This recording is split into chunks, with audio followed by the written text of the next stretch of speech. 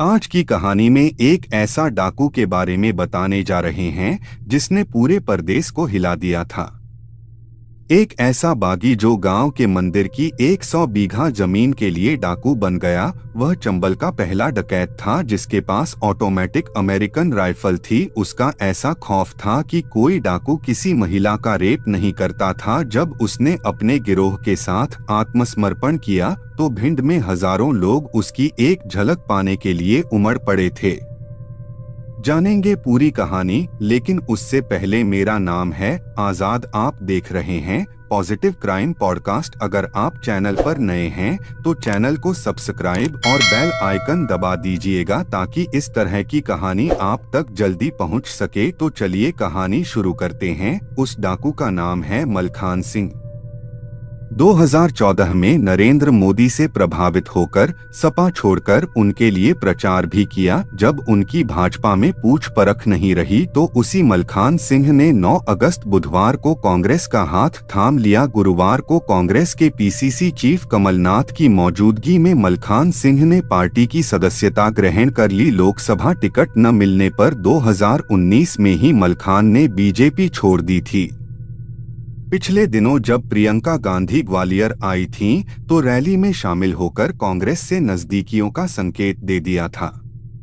अब वे विधिवत कांग्रेस में शामिल हो चुके हैं। पार्टी उन्हें भिंड की किसी सीट से चुनाव भी लड़ा सकती है। उनके पाला बदलने से सियासी गणित भी गड़बड़ा गया है। मलखान के लाइमलाइट में आने से एक बार फिर पुरानी यादें ताज़ा हो उठी हैं। आइए जानते हैं बिगड़ते राजनीतिक गणित के अलावा मलखान सिंह के पुराने किस्से। मलखान सिंह के कांग्रेस में शामिल होने से उसे क्या फायदा होगा, इसका जवाब चंबल की राजनीति पर गहरी पकड़ रखने वाले वरिष्ठ पत्रकार देवश्री माली ने दिया है। वे बताते हैं कि मलखान सिंह खंगार जाति से हैं।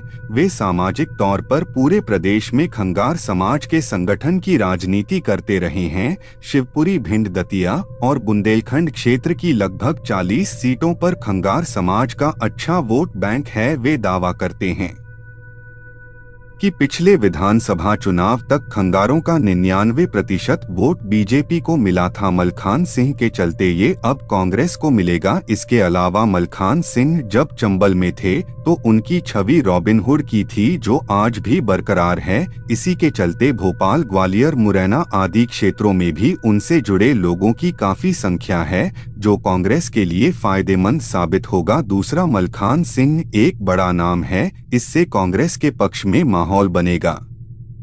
रौबदार मूंछों पर ताव देने वाले मलखान सिंह कभी चंबल के सबसे बड़े डकैत थे। बात 70 के दशक की है। भिंड जिले के बिलाल गांव की 75% से अधिक जमीनों पर कैलाश नारायण नाम के दबंग का कब्जा था। उनके चाचा प्रदेश सरकार में मंत्री थे। पुलिस भी इसी परिवार की सुनती थी। दबंगई के चलते कई सालों से गाँव की सरपंची इस परिवार के कब्जे में थी।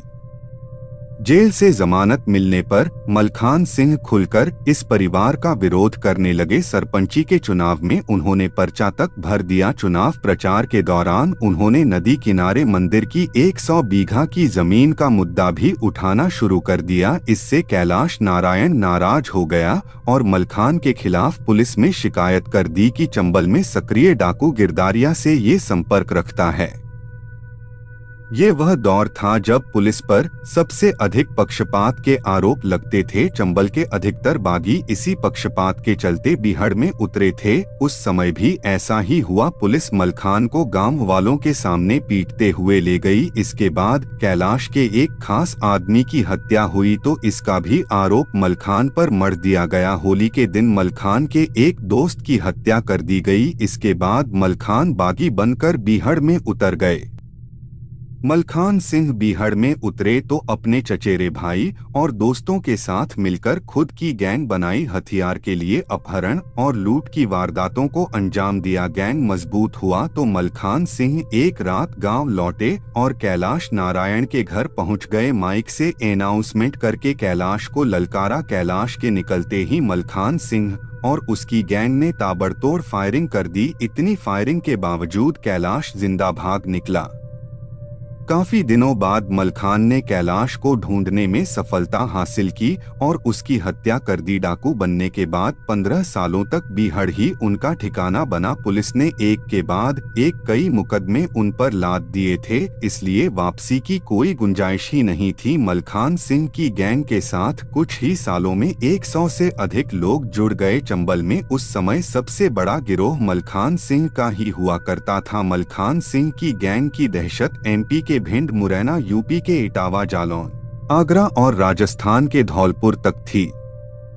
चंबल में उस समय कई दूसरे डकैत भी सक्रिय थे। फूलन सिंह भी चंबल में उतर चुकी थी। मलखान सिंह की गिरोह के साथ दूसरे डकैतों की कई दफा मुठभेड़ भी हुई, लेकिन वे किसी डाकू की जान नहीं लेते थे। मलखान सिंह ने नियम बना रखा था कि ऐसी मुठभेड़ में सिर्फ सामने वाले डाकू के कमर के नीचे ही गोली मारी जाएगी।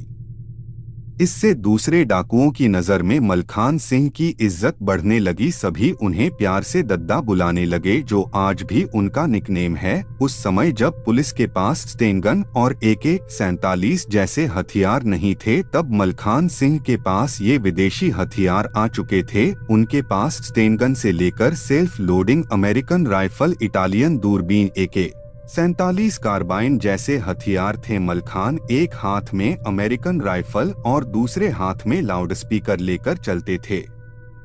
मलखान सिंह ने अपने प्रभाव वाले 5 जिलों भिंड, मुरैना, इटावा, जालौन, आगरा और धौलपुर में ऐलान कर रखा था कि कोई भी किसी महिला के साथ रेप करेगा तो उसे मैं सजा दूंगा, फिर चाहे वो उनकी गैंग का कोई डाकू ही क्यों न हो। मलखान सिंह बताते हैं कि अक्सर बीहड़ में जब कभी कोई महिला या बेटी हमारी गैंग से टकरा जाती थी तो मैं और मेरी गैंग के लोग उसके पैर छूकर पैसे देते थे। यहाँ तक कि गरीब परिवारों की कई बेटियों की शादी में भी आर्थिक मदद करते थे। मलखान सिंह के मुताबिक उसे गद्दारों से नफरत थी। ऐसे लोगों की एक ही सजा मुकर्रर थी, मौत। गरीबों की मदद के कारण मलखान को मसीहा की तरह देखा जाने लगा।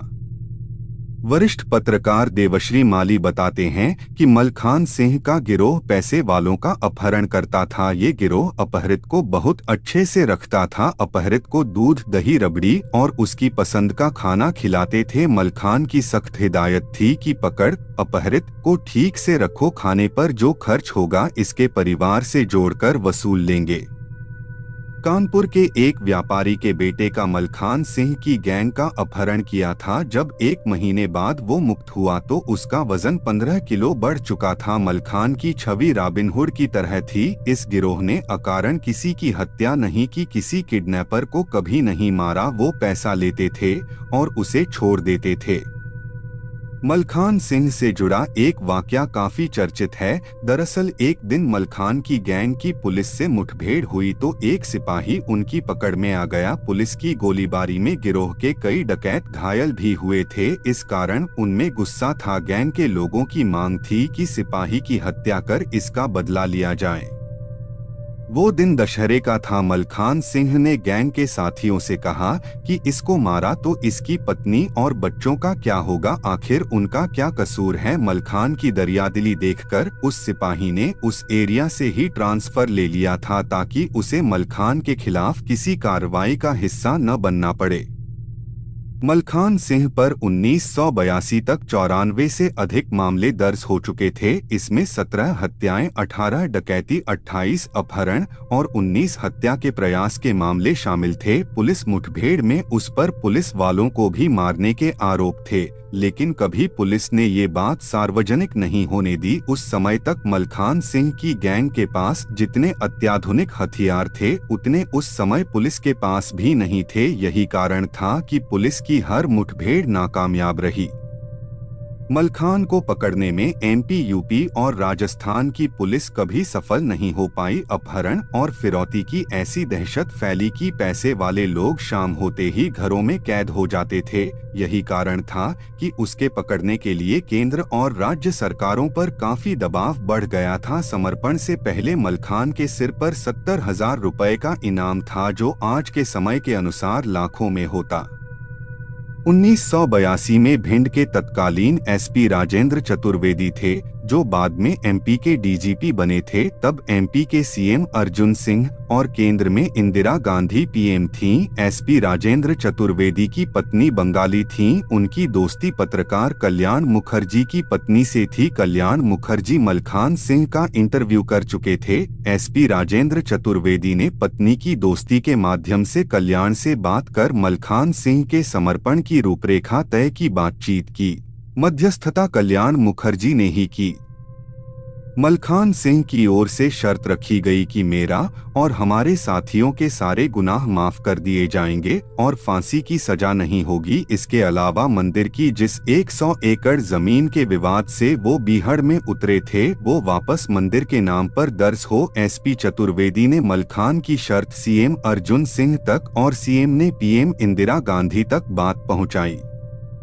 इंदिरा गांधी की हरी झंडी मिलने के बाद 15 जून 1982 समर्पण की तारीख तय हुई। खुद अर्जुन सिंह भिंड के एसएफ मैदान पहुंचे। ये पहला सार्वजनिक सरेंडर था। तब मलखान को देखने आसपास की 30,000 से अधिक भीड़ पहुंची थी। इस सरेंडर के प्रत्यक्षदर्शी रहे वरिष्ठ पत्रकार देवश्री माली बताते हैं कि मलखान सिंह अपने अत्याधुनिक हथियारों के साथ जब सरेंडर को पहुंचा तो लोग देखते रह गए। मलखान 6 साल जेल में रहे। इसके बाद साल 1989 में सभी मामलों में बरी करके उन्हें रिहा कर दिया गया। मलखान सिंह का गिरोह 6 लाख एकड़ में फैले बीहड़ के चप्पे चप्पे से वाकिफ था। गिरोह के लोग किसी गांव में कभी नहीं रुकते थे। वे हर दिन अपना मूवमेंट बदलते रहते थे। ये गिरोह अधिकतर समय बीहड़ में गुजारता था। गिरोह के लोग पैदल ही चलते थे। यहाँ तक कि गांव के लोग भी मलखान सिंह गिरोह तक पुलिस की गतिविधियों की सूचना पहुँचा देते थे। इस कारण पुलिस का हर पैंतरा फेल हो जाता था।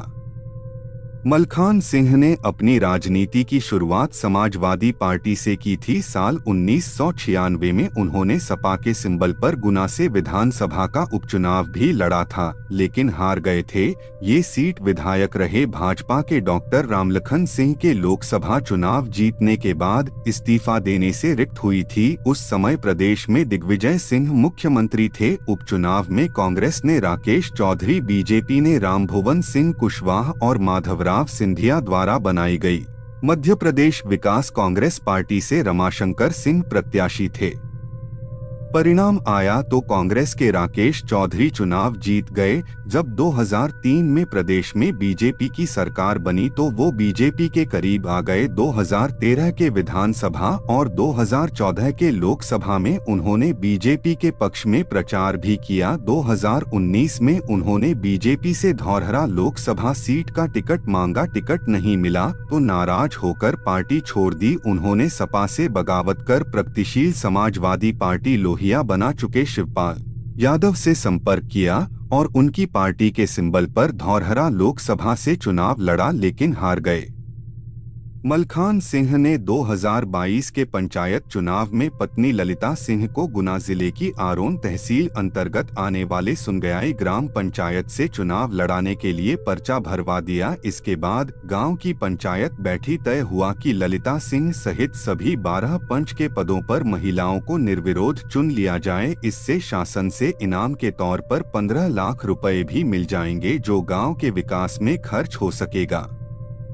इसके बाद गांव वालों ने ललिता सिंह को निर्विरोध सरपंच चुन लिया। अब वे कांग्रेस में शामिल हो गए। पार्टी में शामिल होने पर कहा कि मेरी लड़ाई हमेशा से अन्याय और अत्याचार के खिलाफ रही है। बीजेपी के अत्याचारों से आम लोग दुखी हैं। इससे निजात कांग्रेस ही दिला सकती है। यही कारण है कि मैं कांग्रेस में शामिल हुआ। मलखान सिंह कहते हैं, अन्याय नहीं होने देंगे, यही मेरा मिशन है। कैसी लगी डाकू मलखान सिंह की कहानी और आपका क्या राय है, कमेंट में लिखना ना भूलिएगा। तब तक के लिए धन्यवाद।